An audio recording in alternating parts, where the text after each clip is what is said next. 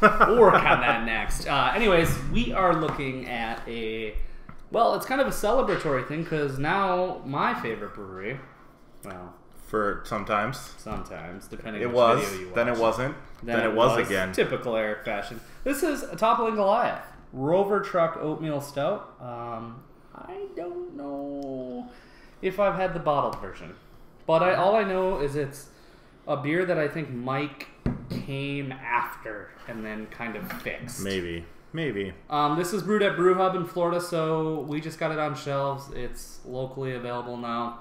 Hey, whatever. It's a oatmeal stout. Why not get into it? Oh, it's just got the worst. It's got the worst description on the planet. The worst. Sorry about that. I'm just gonna read the last line so you know what I'm talking about. Go ahead. Drink on up. You know you gonna hit it. All right, that's all I'm gonna say. But if there was some sort of Iowa gangster who made beer, it'd be this beer. Yeah, no, this is the whitest thing I've ever seen. All right.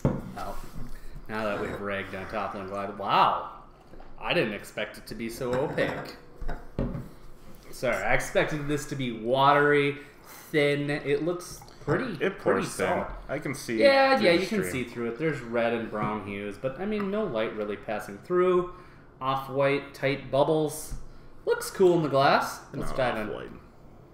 Yep, smells like an oatmeal stout. Oatmeal stout. Smells like oatmeal and then light coffee notes. Yeah. Roast with light coffee notes, a slight black acrid. Yeah, that overly the bitterness from the harsh bitter roast. Smells good nonetheless. I mean, it's not what I really want to drink. It smells like oatmeal. Yeah, I mean. Well, let's taste it. Cheers. Oatmeal stouts are a dime a dozen. Ooh. You know, as far as they go, I mean, the roast is just so harsh.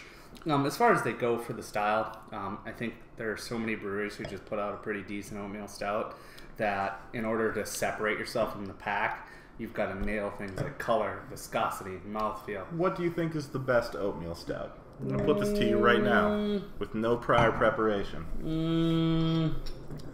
Is it Merkin? It's up there. Yeah. I mean, we make a crappy version Velvet Merkin here. It's called Devil Over a Barrel. Made by Tyranina. Yeah, it's okay. You know, I just don't know who makes very good oatmeal stouts in general. I don't know if there is an oatmeal stout in the 5.6% range that just blows me away without it having an adjunct. Founder's Breakfast Stout was pretty good. It's a double imperial oatmeal stout with coffee and chocolate, so not really. You know, I can't even think of them off the top of my head. Either way, this is good. It's just not a style I reach for, ever. I mean, the closest I get to this is Left Hand Milk Stout Nitro. Yeah, definitely. And that's a banger. Oh, there's a porter, Polygamy Porter from this brewery in Utah that I actually thought was pretty good. People like oatmeal stouts a lot of the time because they tend to be a little thinner and they have the ridiculously smooth mouthfeel via oatmeal, basically. It's a shredder. It's a chugger. It's not harsh. You know, it's an okay beer. Like an 82. Yeah, I was going to say 85. I was going to call it run-of-the-mill 85. Sure. This isn't like, I'm not disappointed. Would I buy a six-pack I'm not mad. Would I buy a quad? You know, is Golden Nugget on the shelf? Or go that instead? I got some. Dorothy's, that's a lager. I'd buy that instead. Yeah. It's a fun beer. This is what you're looking for. This is Rover Truck Oatmeal Stout. Toppling Goliath. Hey, gotta give them that. Look at this twinge of. Yeah, their artist is awesome. For the record, Mike, I think his name is. He is pretty good. Either way, their labels are super easy to peel off and great for homebrewing. So, with that said, we'll go with a solid 85.